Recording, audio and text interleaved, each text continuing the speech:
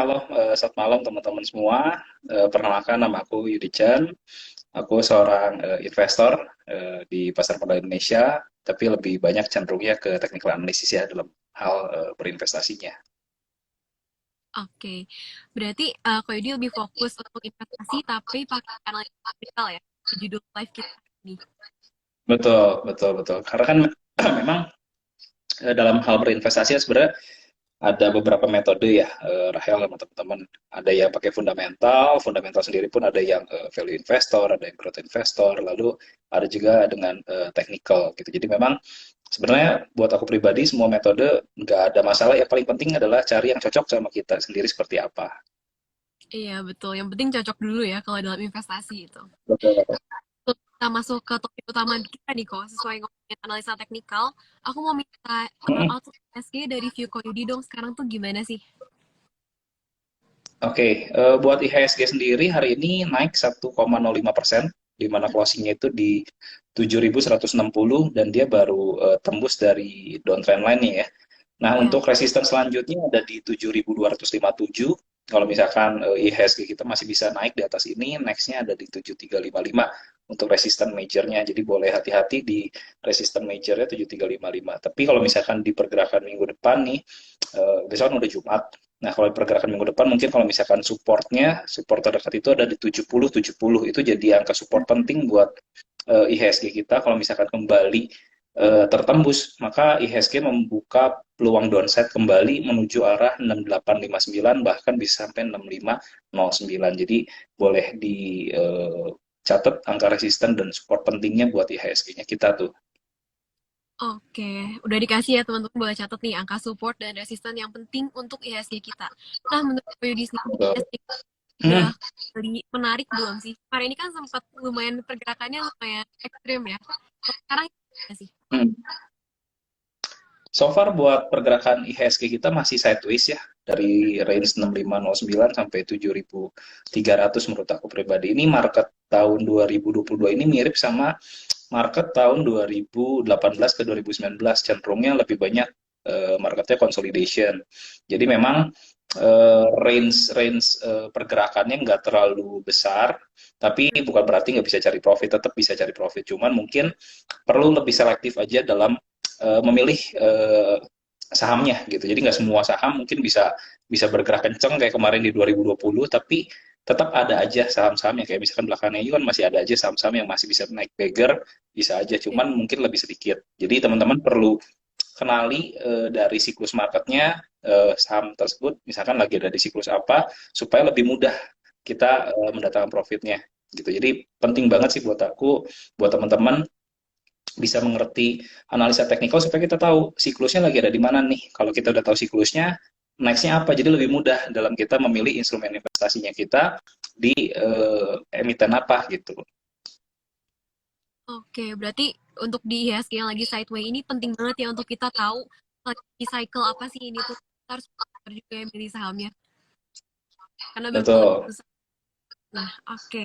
Nah, kalau tadi kita udah bahas soal ya secara kan, nah sekarang aku minta outlook X Tekno dan bersama Untuk apa namanya industri tech ya, Hmm, itu sektor tech, sorry maksudnya sektor tech ini tadi tutupan itu di angka 8.256.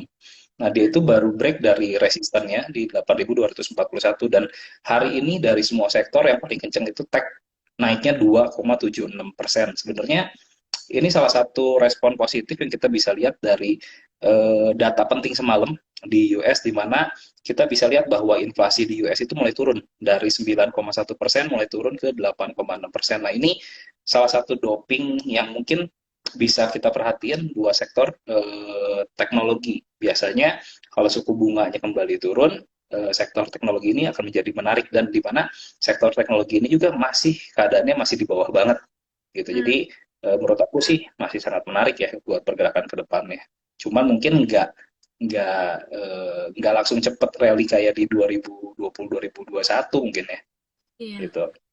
Oke, berarti udah lumayan menarik lagi ya di sektor teknologi karena saya sendiri juga ya Mulai hubungannya. menarik kok buat mulai menarik dari construction construction structure-nya. Hmm. itu mereka udah mulai pada uptrend, udah mulai bikin higher low. Jadi menurut aku udah mulai mulai menarik dan beberapa udah mulai ada di MA 200 lagi gitu. Jadi Hmm. menarik banget sih. Berarti saat-saat ini justru waktunya kita ngumpulin saham sampai lagi kali ya. Boleh cicil karena masih harganya masih ada di bawah kan. Iya betul. Oke, tapi jangan terlalu agresif juga ya, karena kita nggak bisa ngarepin mirip-mirip Betul. kayak dulu lagi gitu. Nah, Betul. kalau menurut Ko Yudi ini, berapa besar sih sebenarnya peran teknikal di dalam Analisa teknikal di dalam apa? Sorry, Rahel. sorry, suaranya putus-putus ya? Atau udah jelas? Sorry, putus-putus. Sekarang masih nggak ya? Udah aman. Oke, udah aman ya. Seberapa penting sih peran analisa teknikal di dalam trading juga Ya, oke. Jadi balik lagi kalau menurut aku pribadi, analisa teknikal ini sangat penting ya, gitu. Jadi mungkin aku tipe orang yang mix antara fundamental dan teknikal, di mana fundamental ini biasanya lebih kita perhatiin sebagai screening awal perusahaan-perusahaan mana yang istilahnya kita layak investasi. Tapi kapan beli dan kapan jualnya, ini kita bisa menggunakan analisa teknikal. Kenapa? Karena supaya kita bisa tahu nih, kita belinya ini kemahalan apa enggak. Hmm. Sebenarnya sama dengan fundamental, mereka bisa menghitung dari nilai intrinsic value-nya. Kira-kira ini udah under value atau over value, tapi hanya batasan itu. Tapi kalau misalkan kita dengan technical, kita bisa dibantu secara siklusnya ini ada di mana, apakah dia lagi ada di accumulation, apakah dia sedang uptrend, apakah dia lagi distribusi, atau misalkan dia lagi turun nih. Jadi kita bisa tahu. Nah, menurut aku analisa teknikal ini salah satu ilmu yang membantu teman-teman untuk jauh lebih menghemat waktu. Maksudnya gimana? Kalau misalkan kita beli saham yang istilahnya murah, harganya murah masih di bawah, itu bagus banget. Tapi kan kita butuh waktu untuk menunggu yang berapa lama nih sampai dia bisa naik. Kan kita nggak tahu nih berapa lama, entah 3 bulan, 9 bulan, 1 tahun, 2 tahun, 5 tahun. Tapi kalau misalkan kita dengan analisa teknikal, biasanya kita lebih concern beli ketika dia mulai uptrend. Jadi kita melewati satu fase accumulation-nya, kita beli ketika uptrend dan kita bisa langsung memaksimalkan waktu. Jadi kita ke bagian naiknya aja gitu. Sampai nanti dia balik ke arah. Itu jauh lebih menghemat waktu sehingga menurut aku lebih efisien dalam hal waktu ya gitu. Hmm. Kalau misalkan teman-teman bisa mengerti analisa teknikal dalam instrumen investasinya teman-teman gitu. Oke, berarti biasanya walaupun teknikal ini lebih identiknya ke orang-orang yang trader ya, tapi ternyata investasi juga eh, waktu juga dalam. Nah, Analisa teknikal bisa kok pakai buat investasi, cuman mungkin ya beda beda time frame beda. kali ya. Kalau misalkan teman-teman menggunakan analisa teknikalnya pengen lebih short term, ya tinggal diganti aja time frame-nya misalkan ke 5 menit, 15 menit, 1 jam sehingga teman-teman bisa lebih cepat. Tapi kalau misalkan pengennya yang agak lebih long term ya bisa pakai daily, weekly itu no problem. Pada akhirnya menurut aku tetap sama-sama kepake, cuman mungkin balik lagi ke penggunanya. Mereka harus kenal, mereka lebih suka, lebih cocok di time frame mana. Kenapa? Karena nggak bisa dipaksain. Ada orang yang bisa nyimpen 1 tahun, nggak masalah, tapi ada yang orang baru nyimpen 2 hari 3 hari udah gatel, udah nggak kuat gitu. Balik lagi analisanya nggak ada yang salah, tapi balik lagi ke psikologi yang menggunakannya juga sih menurut aku gitu. Jadi teman-teman yang paling penting mengetahui tipe karakteristik teman-teman seperti apa sehingga analisa teknikal ini bisa membantu memaksimalkan investasi teman-teman gitu. Berarti paling penting emang paling itu kita kenal faktor risikonya investasi itu gitu. Sorry putus-putus Rael. Sekarang masih putus-putus juga. Tadi agak putus-putus. Oke, berarti ini tuh penting banget ya. Gimana cara kita tuh harus pertama kenal kita, profil risiko kita kayak gimana. Ya. Ya paling penting untuk kenali dulu sih kita seperti apa profil resikonya supaya kita Hmm, bisa memilih istilahnya eh, ini ya. jalan mana yang mau kita ambil kalau kita udah tahu gitu. Iya, betul banget, setuju.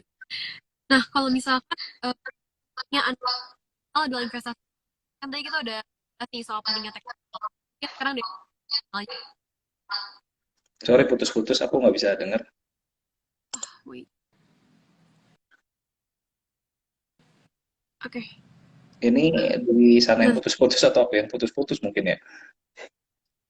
Wah, kurang tahu benar. Sekarang udah jelas belum ya kok? Kalau sekarang jelas sih, cuma kadang lagi ngomong agak cukup panjang, Putus. agak putus-putus Rahel. Oke. Coba ya, kita mulai lagi. Dipelanin aja temponya coba ya.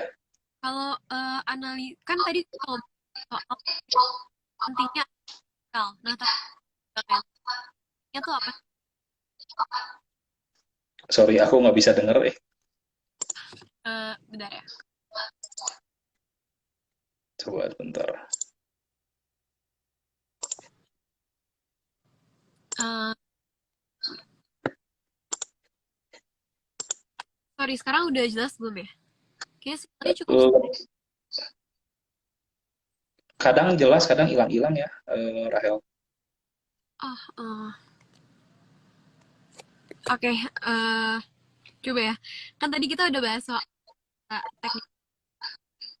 Kedengeran Iya, nggak ya? udah bahas soal technical. Ya, nah sekarang Terus, mungkin kita bahas yang fundamental itu apa ya?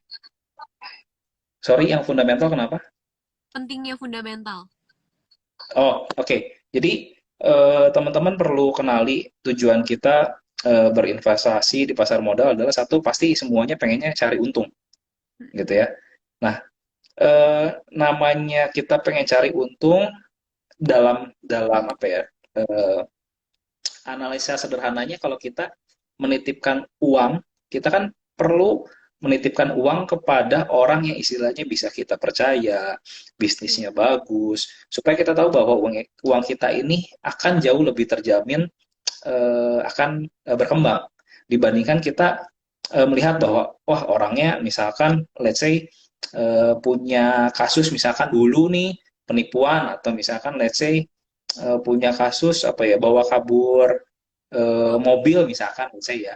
Jadi untuk kita menaruh menaruh uang pada orang tertentu kan kita agak agak khawatir gitu. Maka analisa fundamental ini kita menurut aku pribadi penting banget untuk kita pelajari supaya kita tahu bahwa yang kita beli ini perusahaannya ini ada isinya atau enggak.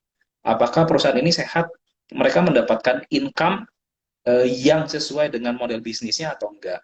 Mereka kondisi sekarang punya hutang yang berapa besar.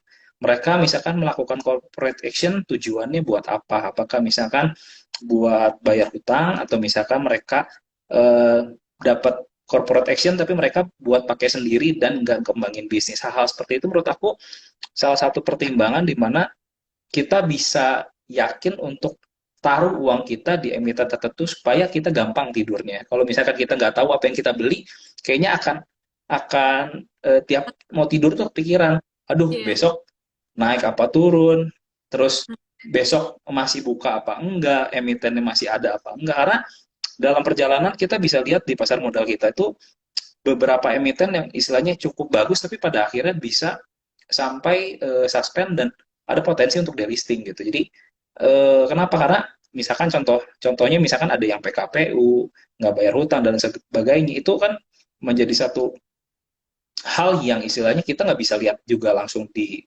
analisa teknikal ya kita perlu lihat juga nih oh ternyata dia ada PKPU ada notasi khusus dan lain sebagainya maka menurut aku itu salah satu pertimbangan yang teman-teman juga perlu perhatikan dalam investasi kenapa karena kalau kita investasi nggak mungkin beli pagi jual sore beda halnya dengan kita trading atau scalping yang beli pagi jual sore tapi kalau misalkan kita tujuannya adalah lebih long term kita tujuannya adalah berinvestasi maka kita perlu tahu emiten apa yang kita beli supaya kita lebih enak tidur gitu sih kurang lebih. Yang penting kita harus kenal dulu ya untuk perusahaannya tuh apa sih saham yang kita. Betul. Bisnisnya Sorry, seperti apa, suara aku udah. apakah sehat atau enggak. Sorry, tadi kepotong. Suara aku udah jelas.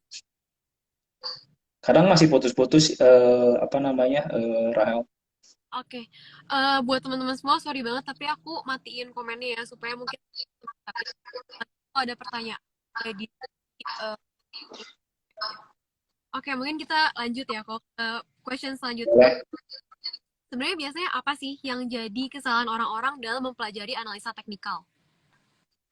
Oke, menurut aku apa ya kesalahan umum yang orang alami dalam analisa teknikal itu kadang eh, nggak sesimpel nggak sesimpel yang apa ya istilahnya, yang teman-teman atau aku sendiri bayangkan. Maksudnya gini, setiap emiten itu punya pelaku pasarnya masing-masing, gitu ya. Jadi cara bergeraknya masing-masing emiten ini nggak semuanya sama, meskipun semuanya bisa dilihat dengan analisa teknikal, iya. Tapi teman-teman harus kenali bahwa ada emiten yang misalkan eh, pergerakan harinya dari pagi naik kenceng gitu, terus Hmm, nanti sore selalu turun.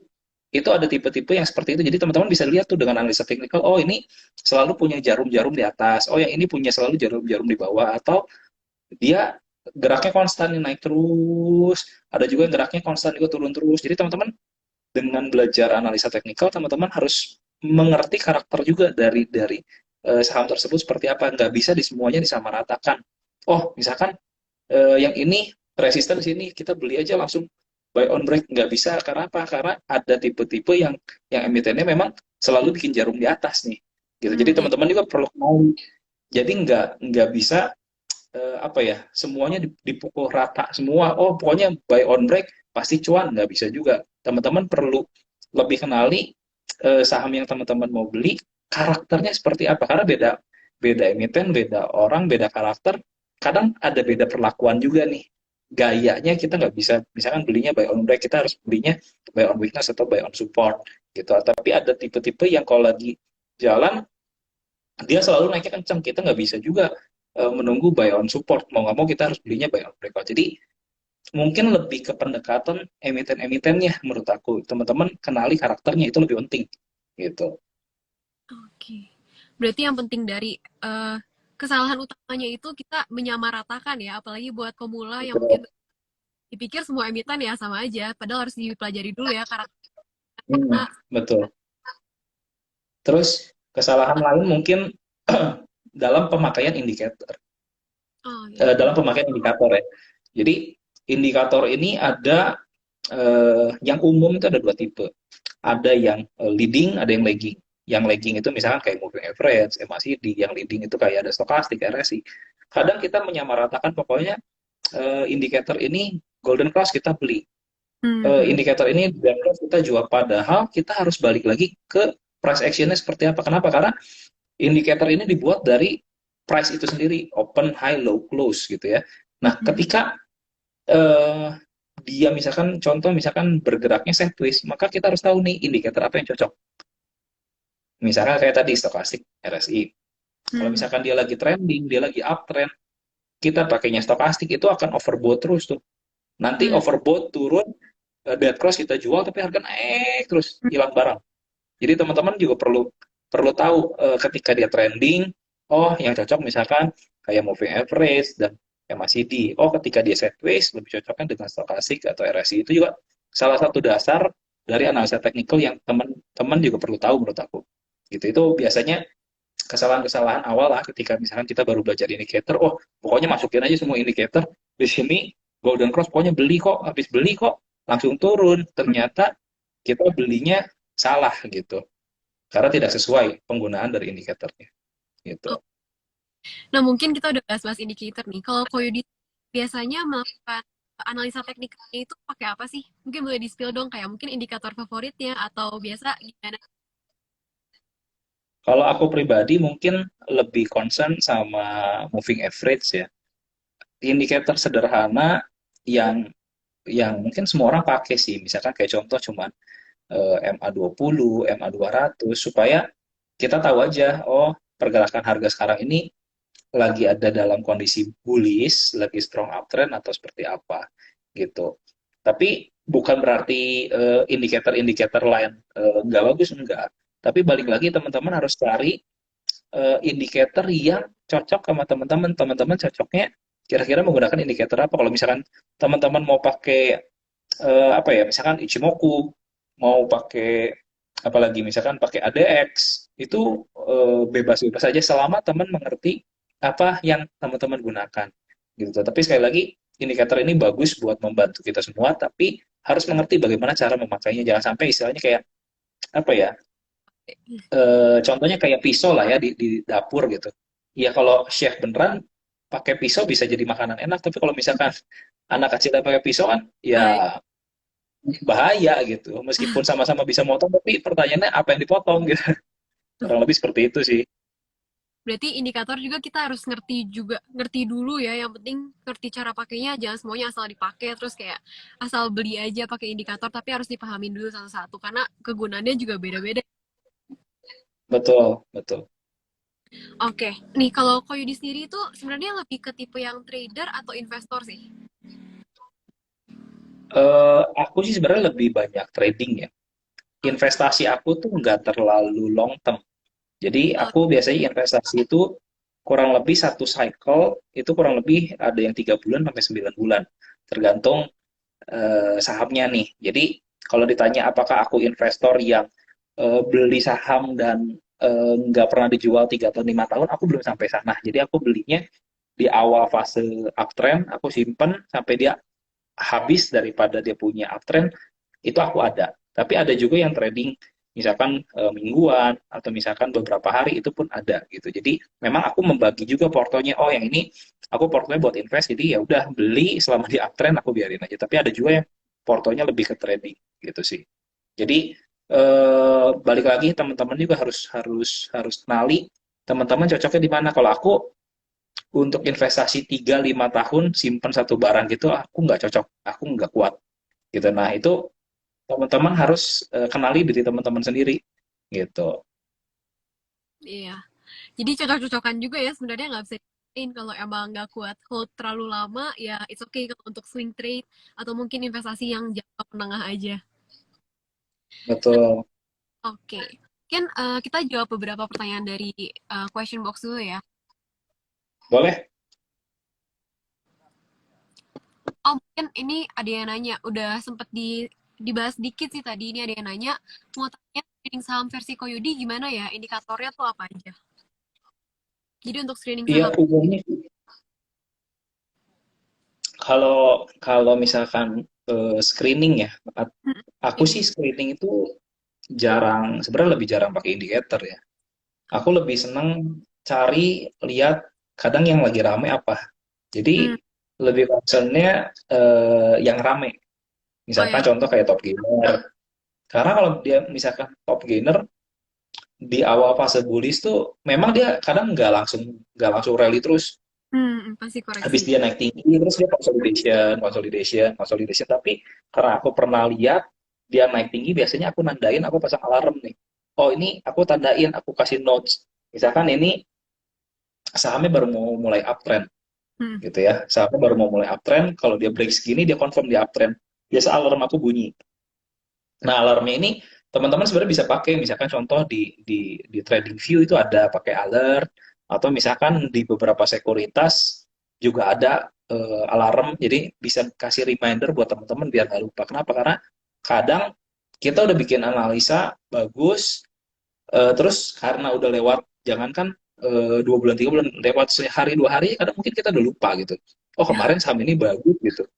Karena yang namanya manusia mungkinnya punya keterbatasan, maka buat aku butuh dibantu dengan mesin yang memang nggak ada batasan. Karena Hmm, kalau mesin kayak pakai alarm gitu, buat aku itu memang fitur yang diciptakan untuk membantu gitu. Jadi teman-teman bisa menggunakan salah satunya contoh-contoh seperti itu sih.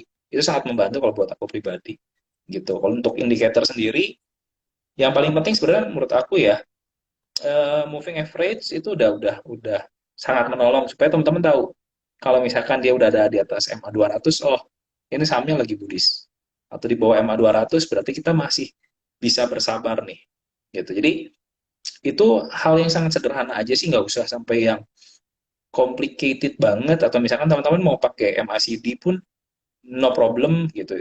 Itu balik lagi ke style ya teman-teman sebenarnya, no iya. problem gitu.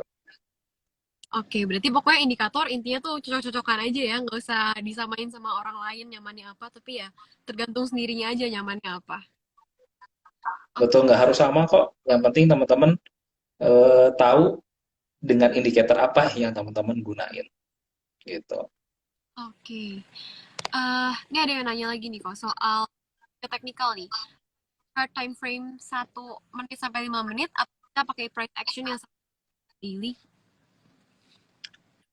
Sebenarnya nggak ada bedanya ya kalau menurut aku pribadi mau pakai 1 menit, 5 menit daily itu nggak ada beda. Semuanya bentuknya kan sama. Ada open, high, low, close, ada bentuk candle-nya, ada yang marubozu, ada yang shooting star, ada yang hammer, semuanya sama. Tapi yang jadi bedanya apa? Speed-nya. Iya. Kalau di saham yang third liner, yang sahamnya sangat volatile, sehari bisa naik turun 20%, kita pakai daily amsyong nanti, bonyok. Maka kita harus turun time frame-nya ke time frame yang lebih kecil. 3 menit, 5 menit, 10 menit, 15 menit. Supaya apa? Supaya kita bisa lebih, eh, apa ya, precise, apa ya bahasa Indonesia-nya? Lebih tahu titik terdekat untuk entry exit-nya dengan kita menurunkan time frame. Kalau kita pakainya daily, mungkin ada support resisten yang kecil-kecil kita nggak bisa lihat Iya. karena pergerakannya sangat volatile.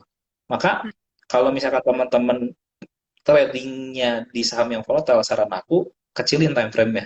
Tapi kalau teman-teman sahamnya yang blue chip kayak BCA, BRI, nggak usah pakai 5 menit. Kenapa? Karena mungkin 5 menit bosen nggak kemana-mana. Atau misalkan kayak apa ya, ya yang blue chip lah, itu pasti nggak terlalu bergerak 5 menit malah malah kayak oh Bos. udah break support padahal belum gitu. Jadi banyak false nanti gitu. Oke, berarti sesuai sama market cap nih. Ntar bisa pakai time frame yang luas, kalau misalkan kecil atau lebih volatile pakai time frame yang kecil.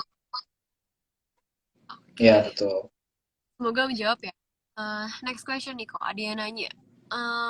Gimana sih tips mengatasi volatilitas investasi? Kan kita lihat, misalkan investasi untuk yang lebih panjang gitu, tapi sahamnya cukup volatile, gimana caranya supaya kita tetap bisa hold gitu?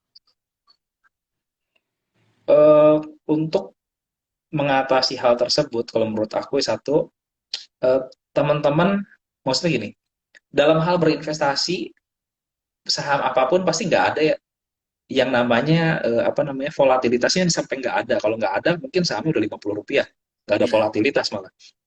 Maka yang teman-teman perlu perhatiin kalau misalkan teman-teman sahamnya misalkan blue chip dalam jangka waktu panjang, teman-teman harus lihat big picture-nya dulu di saham ini, emiten ini masih uptrend nggak, masih bagus nggak. Kalau misalkan dia udah mulai sideways lama, nggak kemana-mana, terus dia turun, mau nggak mau dengan berat hati memang tetap harus keluar gitu. Iya. Nah tapi kalau misalkan kita investasinya cuma jangka waktunya 2 minggu, 3 minggu, sebulan atau 2 bulan, 3 bulan, ya sebenarnya ya kita misalkan mau pakai daily aja nggak masalah. Tapi berarti kan kategori sahamnya mungkin yang cukup agak-agak liar nih. Maka teman-teman patokannya apa? Sekali lagi bro, aku tetap siklusnya. Saham yang liar ini biasanya mereka punya waktu siklus 2 minggu sampai 3 bulan. Mereka punya time frame lebih pendek. Makanya pergerakannya agresif. Tapi kalau misalkan sahamnya yang lebih nggak agresif, biasanya mereka uptrendnya tuh bisa sampai 9 bulan.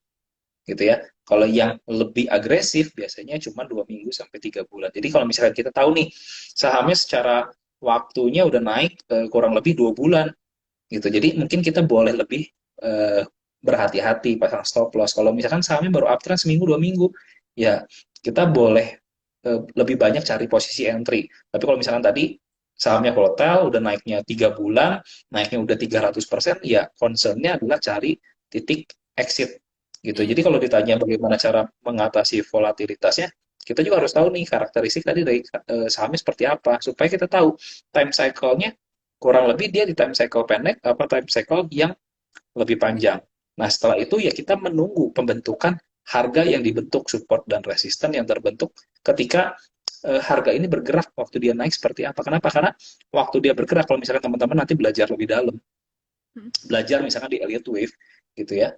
Nanti ketika dia naik, memang dia pasti akan ada fase-fase sideways di wave 2, wave 4 itu pasti ada sideways dan itu ada pola-polanya misalkan kayak bikin flat, bikin triangle segala macam. Itu hal-hal yang mungkin teman pasti akan harus lewatin, nggak mungkin nggak apa ya, nggak mungkin nggak dilewatin fase sideways itu karena rata-rata semua saham pasti akan mengalami fase sideways, nggak mungkin naik terus berminggu-minggu berbulan-bulan, nggak mungkin, pasti ada waktu istirahatnya, ada waktu sidewaysnya, itu wajar banget.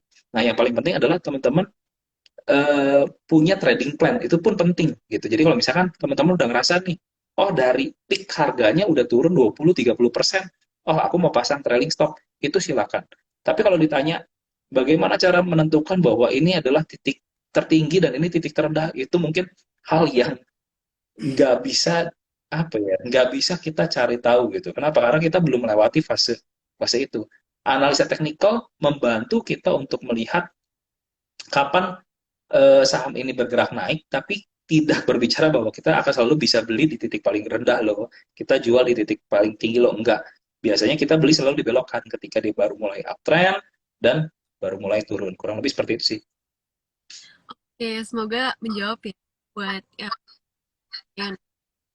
Oke, mungkin last banget nih kok. Mungkin boleh dong kasih tips dan juga saran semua, terutama yang baru mau investasi dan supaya mereka tuh mau belajar terus gitu dan mau terus belajar karena investasi itu kan nggak waktu. Mungkin boleh nih kok. Oke, ya buat teman-teman semua, saran aku satu, teman-teman harus bikin goal dalam investasinya teman-teman. Misalkan contoh, aku sekarang umur misalkan 25 apa 20, aku pengen berinvestasi 20 sampai 30 tahun ke depan supaya aku bisa istilahnya financial freedom. Hmm. Itu salah satu teman-teman yang harus bikin sendiri goalnya. Kenapa? Goal itu menjadi salah satu apa ya istilahnya eh, jalur atau panduan supaya teman-teman on track selalu. Kalau Hmm, iya. misalkan teman-teman mulai masuk ke pasar modal tapi teman-teman nggak punya tujuan, pokoknya cuma pengen cuan, menurut aku teman-teman harus menggali kembali bagaimana goalnya teman-teman. Kenapa? Karena goal ini akan menjadi batu penjurunya teman-teman nih supaya teman-teman selalu on track dalam investasi. Nah, sesudah teman-teman bikin goalnya, teman-teman mau berapa lama, lalu teman-teman harus punya istilahnya yang lebih spesifik, misalkan secara nominal, sesudah waktu ya. Lalu Hmm, selanjutnya secara nominal teman-teman hitung nih, misalkan biaya hidupnya teman-teman sekarang misalkan let's say misalkan berapa ya? 4 juta misalkan sebulan. Berarti setahun mungkin berapa ya? 12 kali 4, anggaplah 50 juta. Nah, kalau misalkan teman-teman mau pengen financial financial freedom, misalkan teman-teman pengen dari dividen, misalkan dividen dari BCA, BRI, misalkan anggaplah let's say 2% misalkan. Berarti teman-teman harus punya aset berapa tuh supaya 2%-nya 50 juta. Berarti mungkin sekitar 2,5 M ya. Nah, iya. itu hal-hal yang mungkin teman-teman butuh untuk kalkulasi. Nah, sesudah itu teman-teman baru cari selanjutnya apa namanya style yang cocok sama teman-teman. Apakah saya lebih cocok dengan technical yang pendek-pendek, nafasnya pendek-pendek, misalkan 20, 30, 40% cukup, atau misalkan mau yang lebih panjang, atau bahkan yang mungkin bisa lebih pendek lagi. Gitu, Hmm, itu perlu dikenali. Lalu, jangan pernah untuk berhenti untuk belajar. Kenapa? Karena dalam hal apapun, teman-teman, percayalah bahwa kerja keras nggak pernah mengkhianatin hasil. Gitu ya, aku percaya banget tentang hal itu. Jadi ada yang namanya 10,000 hours atau apa ya istilahnya ketika kita bisa ngerjain sesuatu yang terus-menerus selama 10.000 jam secara konsisten, kita pasti akan menjadi master dalam hal itu. Sama misalkan kayak apa ya, kita main musik misalkan. Kita ada orang nyanyi di nada tertentu, kalau yang udah biasa main musik bisa tahu, oh dia lagi main di tangga nada ini. iya. Itu hal yang nggak bisa dijelasin sama orang. Kenapa? Karena dia udah terbiasa mengenal tangga nadanya dengan benar. Nah, misalkan suka ada yang nanya nih, gimana caranya dapat feeling ini saham mau naik? Itu kadang apa ya, nggak bisa dijelasin gitu sama orang. Ya, pokoknya kalau secara teknikal, ya dia akan break high.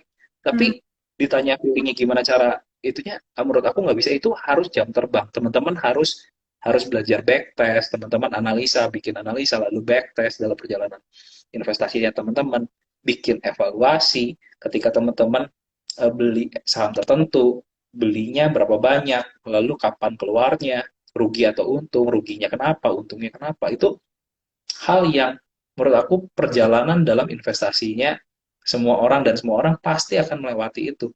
Cuman sekali lagi harus punya goal sebagai acuan supaya kita nggak tersesat di tengah perjalanan. Kalau nggak biasanya belum lama biasanya banyak udahan. Kenapa? Karena ya awal-awalnya modalnya karena pengen coba aja ngeliatin temennya apa oh investasi kayaknya lumayan pada cuan pada macam tapi pada akhirnya yang namanya investasi itu pribadi bukan kata teman, kata siapa gitu ya. Jadi teman-teman harus sekali lagi mengenali dengan kita misalkan temenan sama teman kita, oh dia udah 10 tahun, dia beli saham A, cuan, beli saham B, cuan, kok kita beli bisa rugi? Kita Iya. beli bisa rugi. Kenapa? Karena psikologinya beda. Plannya dia belum tentu cocok sama kita Mm-mm. gitu. Jadi itu hal yang teman-teman harus kenali sih menurut aku gitu. Jadi pada akhirnya apa kesimpulannya? Teman-teman bikin goal, terus tetap evaluasi dan jangan patah semangat, itu aja dari aku sih. Oke, thank you so much ya Koyudi. Buat teman-teman semua juga boleh dicatat nih tadi saran-saran dan tips dari Koyudi. Oke, sekali lagi thank you so much dan sorry banget kok gangguan di awal. Siap, Oke, sama-sama. Thank you ya semua. ya aku end ya live-nya. Thank you.